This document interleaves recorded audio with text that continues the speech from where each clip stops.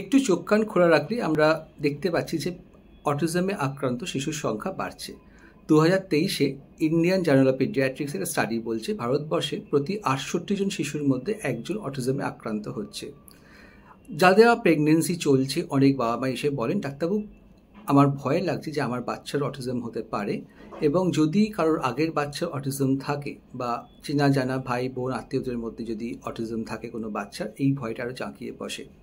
অনেকে জানতে চান যে অ্যান্টিনাটালি কোনো আল্ট্রাসাউন্ড স্ক্যান বা ব্লাড টেস্ট করলে অটিজম ধরা পড়ে কিনা, এবং তার জন্য তারা সব রকম খরচা করতে প্রস্তুত।